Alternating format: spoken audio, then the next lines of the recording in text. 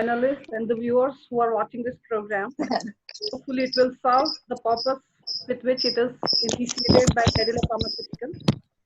So we all know this is a very fast-spreading disease, and the first case which was reported in China, which was in late November, and from there it became a global emergency, and WHO labeled it a pandemic on 11th March.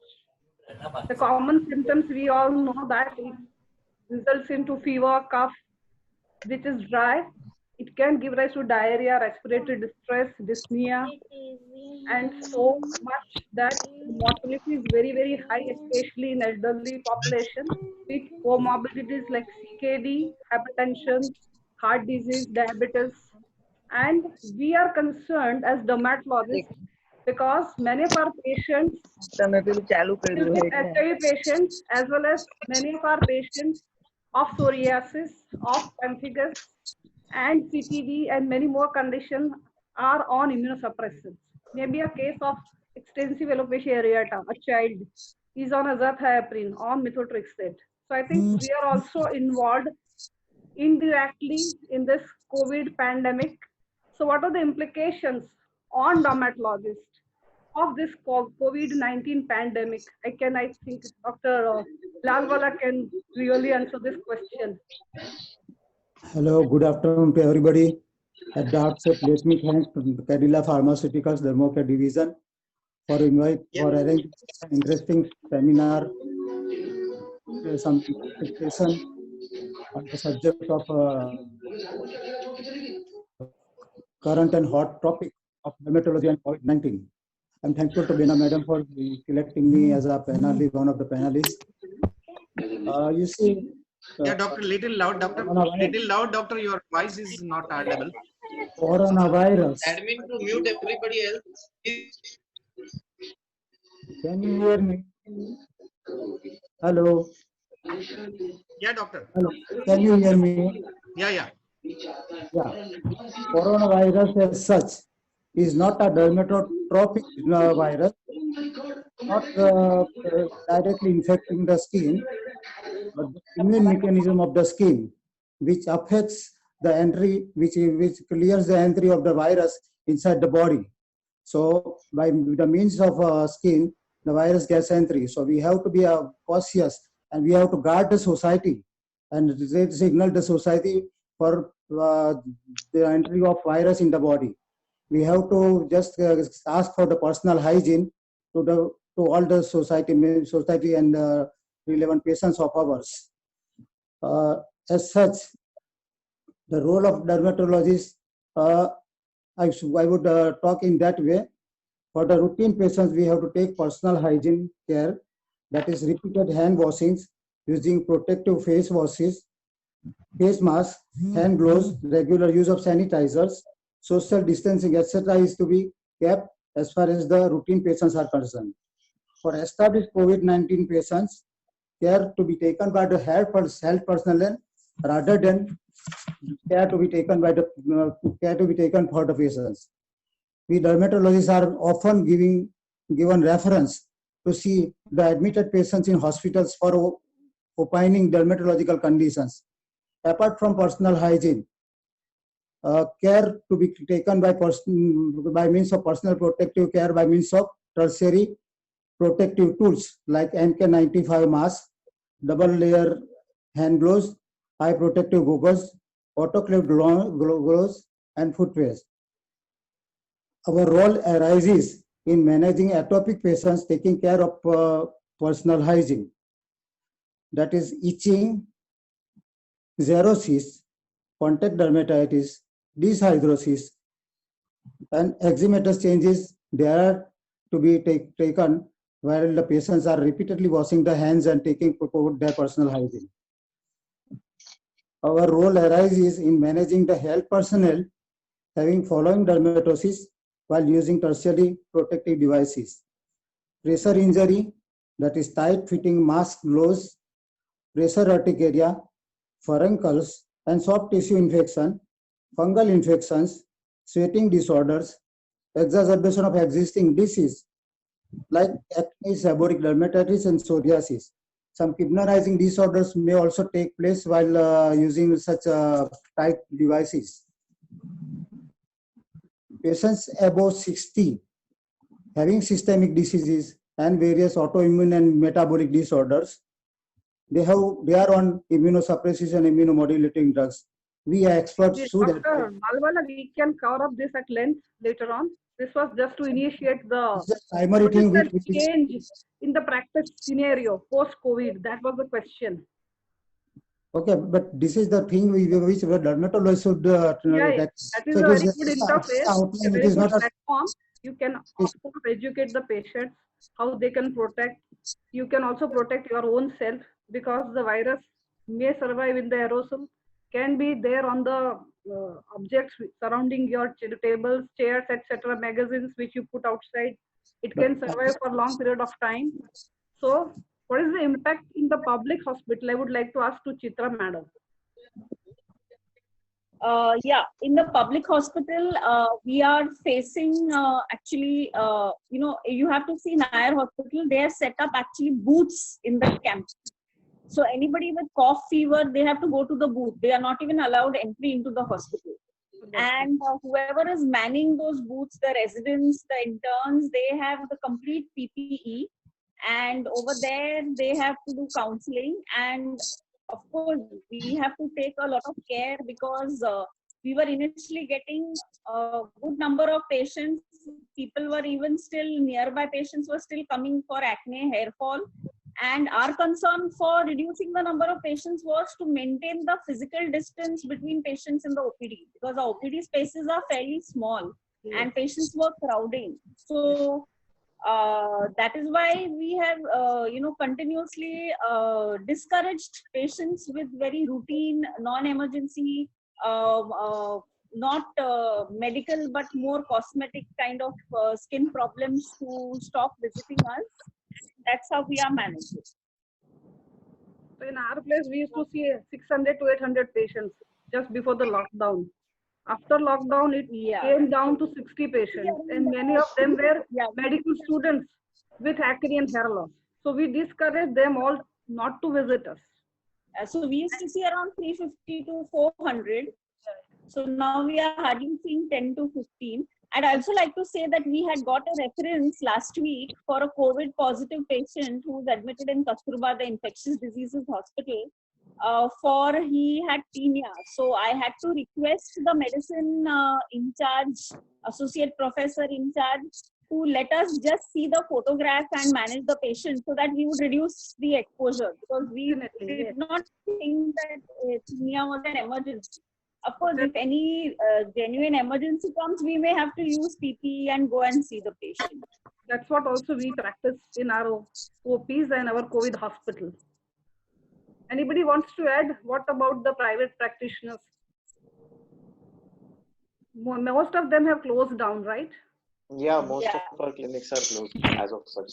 I know of many of my colleagues have stopped practice altogether.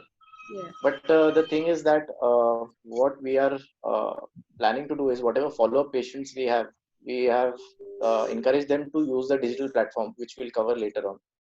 So as of such, we are not taking any case except for if there's an emergency case like an angioedema case or an urticaria case. They are being directly sent to emergency. Interface with any patient. That's great. Hospitals in case of emergencies, and you can tackle your patients either with pictures on WhatsApp or maybe you can invite emails from them, get their pictures, and you can advise if you're comfortable that way.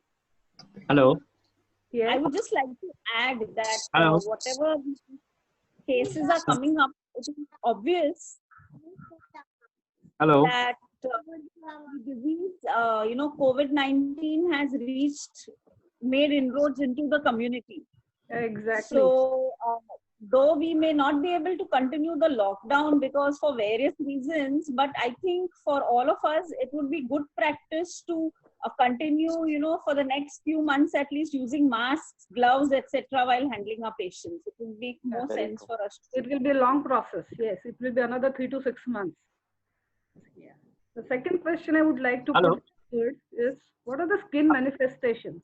Has anybody seen skin manifestation of COVID-19 personally? No. No. The literatures in JAR, they say that some petechial lesions are happening just like dengue fever in some COVID-19 patients. Some lesions like erythema and vasculitis are also there. And some lesions related to some vesicles or chickenpox like lesions are also coming. But I think it will be very early stage to label it to be a dermatological manifestation of COVID-19. Hello. Yeah. It can be maculopapular rash. Yeah. Dr. Rashmikan, please. Yes.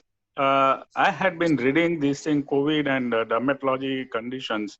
I could read that, in Singapore, they have reported dengue-like rashes also, Yes. and acute urticarias also. Yeah, acute urticaria. There was one more study also that in Italy, in which they said that there was an exanthematous rash in 10% of patients. Yeah, maculopapular So, rash. Yes. yeah, Like viral and later on it was like suggested that there might not be a direct involvement of the virus causing the rash. It could be just a response of the immune system which is leading to these rashes to form. Even vasculopathy is reported, not vasculitis exactly, but vasculopathy. But I think that is more common in type 2 and 3 type of skin, not our type of skin, at least. Yes. What I think, wherever there is an acute condition, acute rashes, you should always have this as a DD in mind. Right Any now, yes. acute rash where you think of either a drug reaction When or patient is something like present with viral fever and exanthem. cough. Yes. Yes, you have to keep this in mind. Yeah, definitely. I think, Bella, Yeah. like any other viral infection, Exactly. we have to keep in mind about this. COVID-19. Any viral infection. Exactly. So the corona is also behaving like other viruses. So we should be aware about all the skin manifestations which can occur in COVID-19 patients. So coming to the very pertinent Just like question. Dr. Belavin. Yeah. Hello. Yeah. Hello. Yeah. Just like we were seeing that in syphilis, there may be so many manifestations during the syphilis days.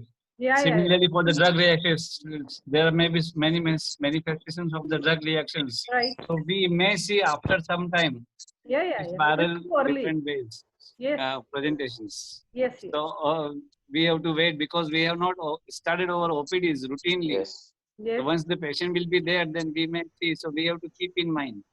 Definitely. That is what we are trying to put forward to, that skin manifestations are also reported in COVID-19, and we don't know how it will unfold to us when we really start doing our regular practices.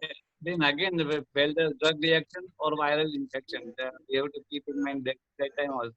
Definitely, we'll have all the long list of differentials, but I think our clinical acumen is enough to really differentiate what it is exactly.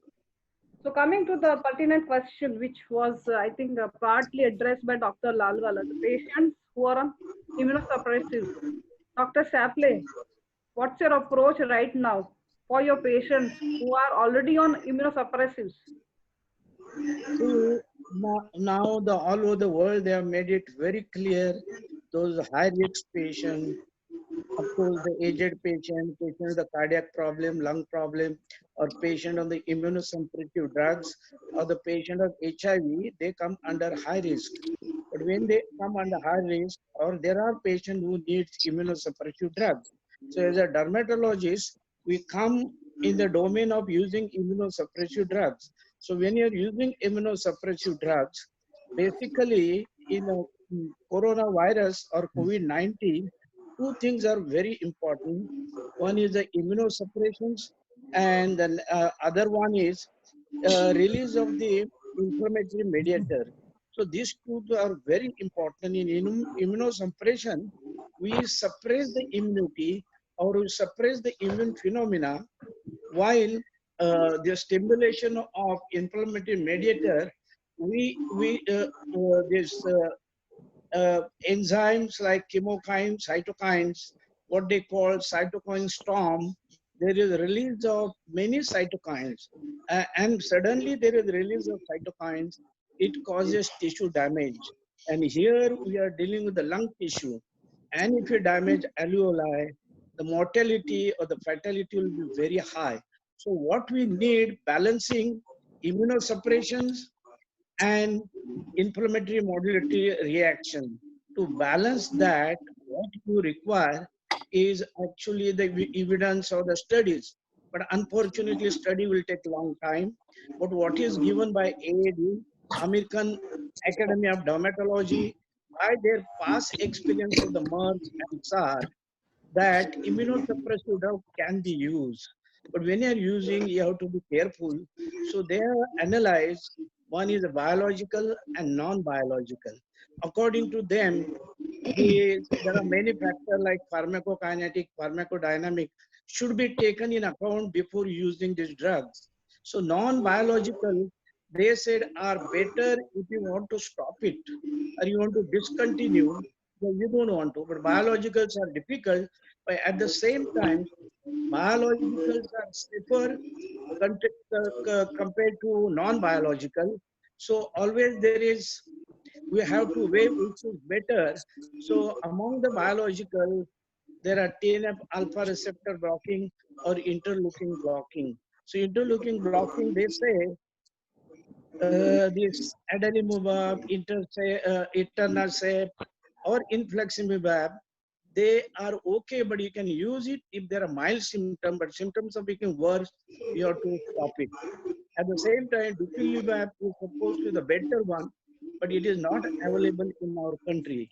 So taking all these factors, and they have put one rider of the caveat, whenever the patient comes, the individual physician has to decide whether to use it or not. And if you are going to either stop it or reduce, of course, the symptoms are severe, you have to stop it. But they are mild, you can slowly reduce. While reducing, all of us will know the steroids you have to taper. So when you're talking of immunosuppressive drugs, you can use this way. At the same time, I was reading this International Association of AIDS, the correlation of HIV patients and coronavirus. So you will be surprised. One of the doctor for Spain, he has followed 3,000 patients, and the outcome, the susceptibility and the infectivity of the HIV patient is less than immunocompetent patient. Not only that, the illness and their severity of illnesses is less compared to immunocompetent. He said exact cause is not known, but probably the susceptible less, probably they're using drug like Insta, dolutegravir, bictegravir. That is a probably. But here again, if you see why they get less illness, they usually do not go in severe, because if you look their immunity is suppressed. The immunity is suppressed. The inflammatory mediator produced are comparatively less compared to immunocompetent. So they are less likely to get the lethal problem like pneumonitis or the lung problem. And of course, after. Okay, I'd like to ask Dr. Chitra, what is her opinion? Whether she is continuing her patients on corticosteroids and azathioprine and methotrexate and all? Yes, yes. See, there has been literature on this, because when first immunosuppressants were started to be used, there was a concern that the patients who are on these immunosuppressants may be more susceptible to various illnesses like viral infections, etc. But over the years, it has been found that other than patients of rheumatoid arthritis, most other autoimmune diseases, etc., they are not, even if they are on immunosuppressants, they are not really more susceptible. Yeah, they are less susceptible. Yeah. To those who are not patients. Secondly, they have not ever found any very severe infections or serious infections in patients on these immunosuppressants. And when it comes to many, so it has been understood that the virus induces an response, and what happens is a cytokines form, which then causes the very severe inflammatory necrotizing lung, contribute to the very severe morbidity and mortality of COVID-19. And they say that in fact a patient who's continued on these various immunosuppressants and biologics, he may be able to actually reduce the severity of the this cytokine storm may not happen, and therefore the patient may not get a very, very severe illness or mortality. So it is worth continuing. Of course, we have to take it case by case. Yes, exactly. That's what. Exactly. Yes. Bella, what Diktab I would probably suggest. Bella, can I speak? Hello. Yeah, can I just finish? Yeah, See, you what finish, has happened when we had some years ago, I think it was almost 12 years ago or 14 years ago, we had a lot of patients who came after chikungunya fever, and we had a handful of patients who had worsened tremendously after their chikungunya fever. We have to also keep in mind that it may just be another flu in majority of our patients. After that, they may have very severe exacerbation of their underlying condition because of the stimulation of the immune system. So, I think by and large, it is all the evidence is more in favor of continuing immunosuppressive biologics, etc. Dr. Rashmi,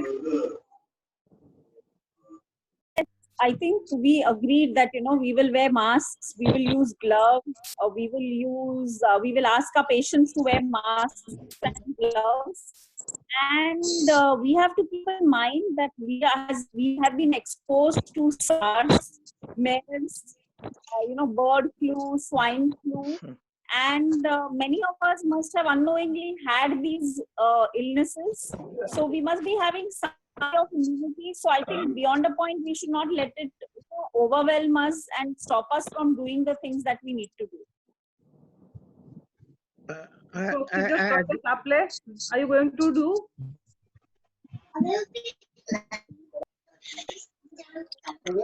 What about cosmetic procedures? Are you going to promote them all? No. No. No. The laser procedure? No. Not at At all. least for the next 3 months to 6 months, no. Yeah, you should defer those procedures because naturally you're going to come in close contact with your patients. What about RF and cryotherapies? Back to No. our dermatology. Natural, basic dermatology. Okay. So anybody has any idea about the guidelines for prophylaxis for dermatologists? Or for Prophylaxis as of such is recommended as HCQS. Your hydroxychloroquine has to be given 400 mg BD as a loading dose, and then Every 7 days. 7 weeks. Every 7 days you give. For 3 weeks, like, For 3 weeks only. like us, and for 7 weeks for healthcare workers who are exposed to COVID-19. Yes, and 3 weeks for the household. Yeah, Yes. for the house. Yeah, but I think now 7 weeks is okay, or we have to continue further? No, 7 weeks for healthcare workers and 3 weeks for people who have exposure like us. We are not really exposed, no, to the COVID-19. After 7 weeks, the exposure will be. After 7 weeks, the exposure will be continuing. So that does not mean that you go on taking the drug forever. So, but no, not forever. But where the chances are more, then we have to continue. Yeah, we will have The to take it guidelines much say it. longer. There might be some changes also in the future. Yeah. They might change it also. Who Yeah. knows? So they might come up with some changes, because still a lot of things have been discovered. As far as they have also started with ivermectin making news that ivermectin can be a solution to the problem, and they're coming up with ivermectin as a drug for treating COVID patients, but that is still in laboratories. So it's not come outside. So a lot of developments are still going on. Just a word of caution that hydroxychloroquine can cause prolonged QT interval. So Yes. people who are already predisposed that way, they should be more careful when they take the prophylaxis. Exactly. Ophthalmic checkup is also needed. Interval prolongation, and if you combine with azithromycin, then it's again the patients very will have a lot of problems, and this is likely to occur in elderly population very frequently. So we have to get a baseline ECG before you really start HCQS in a patient who is 45 or 50 years of age. So any questions? In case of malaria, we were using chloroquine a lot. So we were not doing any ECG or cardiogram at that time. Right. For malaria. But here I think we should be cautious. Maybe we were not well versed with this QT interval prolongation then. Now we are well aware that if patient hydroxychloroquine primarily can cause QT prolongation and patients can experience arrhythmia. So it is not a drug, it will be written without I think proper it's investigation. combination with azithromycin and Azithromycin chloroquine. bacterias, yeah. So Because azithromycin we are giving a lot for acne. Care will you take while you start re-examining your patients? How are you going to plan your OPs again? It won't be same like it was before COVID-19. Now the basic dermatology will start. All the cosmetic procedures and they will on back foot. So first of all, you should save yourself and your patients alike. So what are the precautions you are going to practice for the patients and for your own good self? Because you have to protect yourself. I think wearing masks and gloves should be practiced by everybody. I think that is one important thing. Yeah, Dr. Bela. Dr. Bela, Dr. Bhumesh from Hyderabad wants have a question. He's raising. Please. Yeah. This is Dr. Bhumesh Kumar, ma'am, from Hyderabad. Yeah.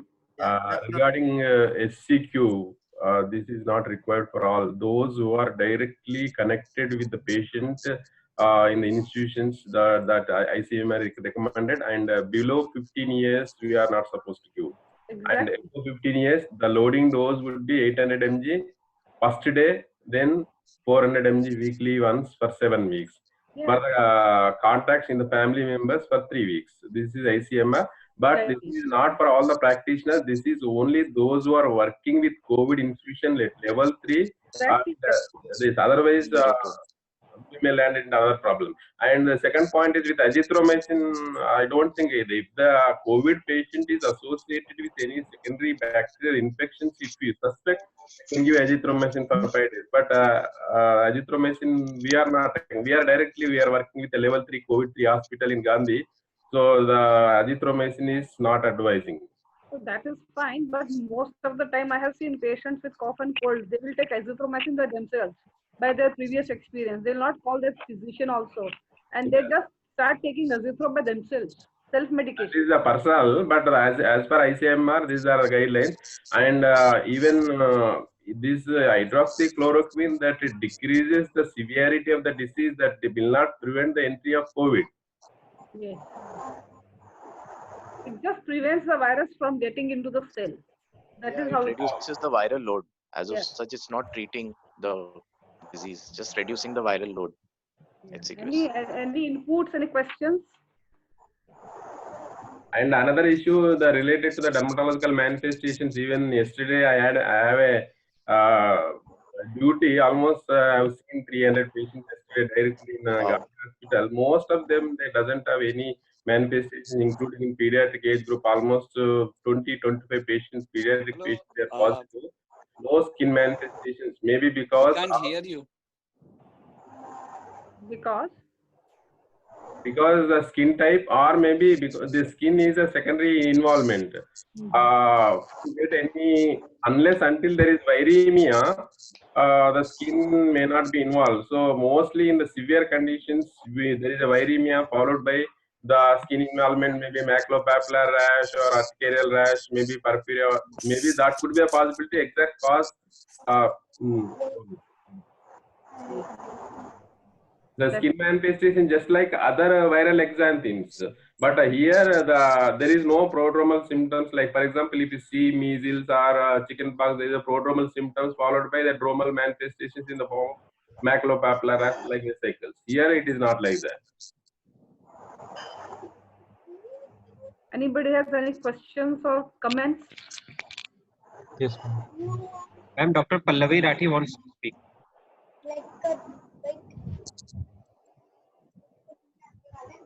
Go ahead, Dr. Pallavi.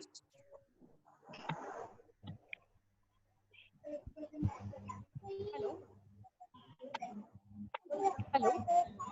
Yes, you are less audible, Dr. Pallavi. You can put your microphone near and then speak, please. Yeah. Is Yes. it audible now? Yes, audible. Yes, I wanted to ask, with the SCQ prophylaxis, should we give it to our staff as well? If they are exposed to COVID-19 positive patient, then only you should give, not a blanket cover. You should start with everybody working with you. How do we come to know about this? Because most of our staff comes from area which are either a slum area or a crowded areas. So it is going to see if you can go to your local, case. Every day they publish the new cases and which area they belong to. So if your patient, if your staff is coming from that hotspot, or a patient is reported in his or her area, then you should give HCQS. Otherwise, there is no point in investing the drug. Thank you. Yeah, we have to make aware. The awareness should be there among our own staff, starting with, so that things can be easy for us also, and for them also. Counseling is very, very important for the patients, for the staff, and also we should follow the precautions like keeping physical distance with the patients, with the staff, wearing glove and mask, washing our hands every 1 or 2 hours, or maybe after seeing patient and before seeing another patient, we should always wash our hands and try to avoid crowding, which is very, very common in public hospitals. Very common. One thing I'm worried about is wax and wane phenomena of the pandemic and epidemic. It is for 3 months now, but it possibly in another winter, this epidemic or pandemic may start again. You can see today's newspaper has reported I think, more than 900 these cases precautions we have to now continuously take. See, the cases went down in China. Now today they have reported 900 cases. So it is coming back. Exactly. So that is what. So now these precautions, what we are talking today, should be forever. Can I say something? Yes, please. Can I say something? See, we have to remember that the majority of people are going to get mild flu and recover. So possibly they will have immunity. So as more and more such cases happen, we will have a herd immunity, which in the long run is what is going to protect all of us. Yes, very true. But the virus may mutate also. You never know this thing now. Yeah, but then what happens when viruses mutate is usually they become less virulent because they also have to survive. Viruses which kill their host in the long run cannot survive. Can I add one thing? There was one study from CDC. So they were basically trying to find out the mutation part as far as the COVID-19 is there, and 99.9% mutation has not happened till now for the virus. That is what they came up with the report. So as far as mutation is there, 99.9% mutation has not happened. So 99.9% it's not there. So the mutation at this point is not probable as per CDC report. Maybe it might change in the future. Who knows? Definitely. Maybe after another 3 months, 6 months, you will have mutations. Definitely. Yes. That is why I'm saying that, you should have a precautions every time now. Yeah. Because this has to change every time. And we have to learn now how to, without touch technique. Yes. Without touching the patient, how to examine and how to diagnose. So even we should have a new book on wear that. a glove.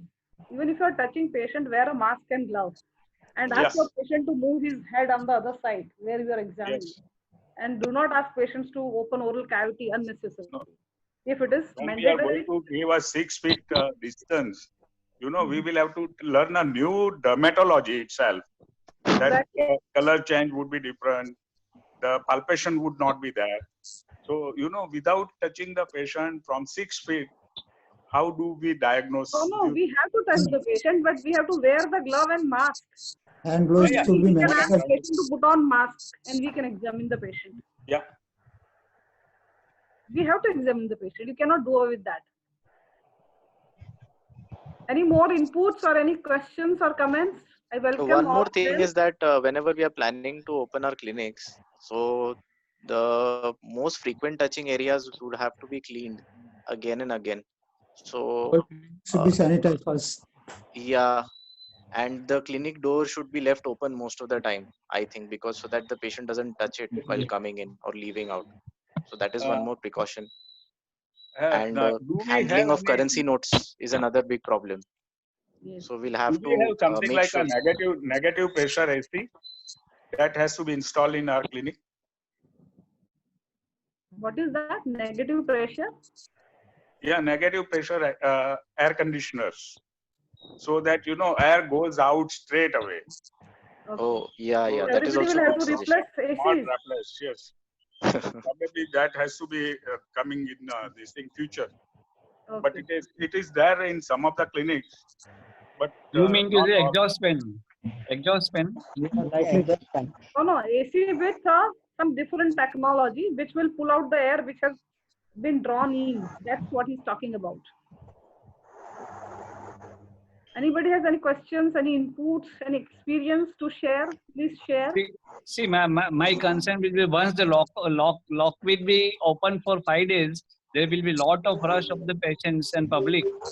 So Yes. at that time, the chances of spread will be more. At that time, the precaution is more needed, I think. Definitely.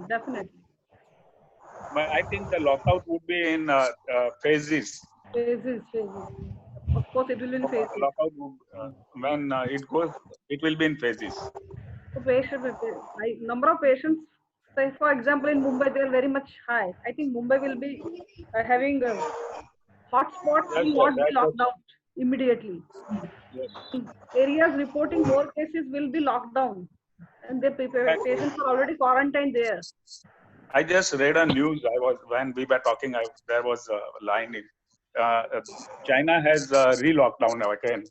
Naturally, because they have reported 900 cases in a day one yesterday. So probably these things are going to go long. Yeah. We are learning new And things. we have to keep on learning with the help of New things. Yes. discussions and such platforms.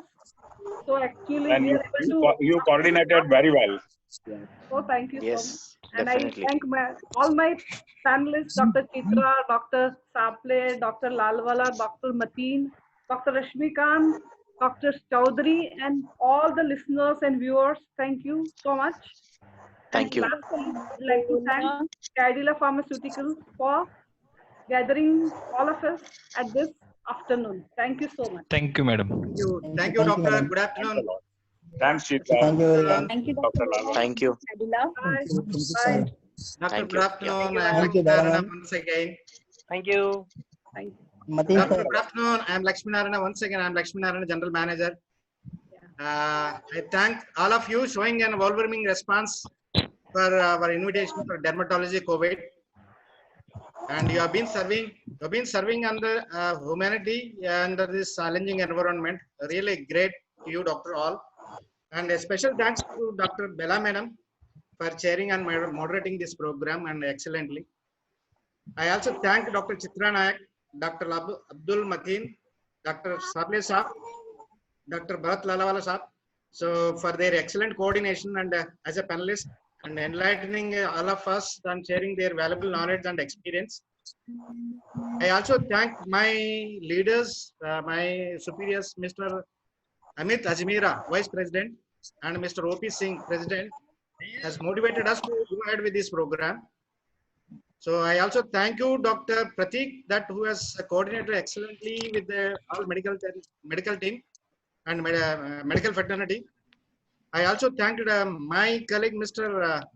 Deepak Pataskar and his team, Ashish and Nirmalya, by coordinating this program. I also thank you, Mr. Arvind, and his colleagues, Mr. Ashish Sharma, Mr. Ashish Kumar, Mr. Satyam, for their excellent efforts to bringing the one platform all the doctors. A special thanks to Dr. Rashmikant Shah for helping us to Mumbai doctors to get into touch and all gatherings. And I request my colleague, Mr.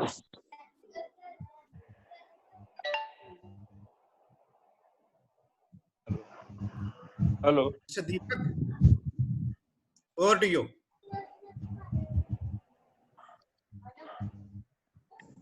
Deepak? Yes.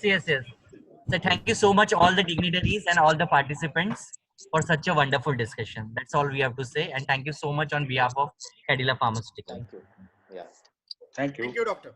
Thank you. Thanks a lot. Thank you, doctor. Thank you, sir. Take care. Thanks a lot.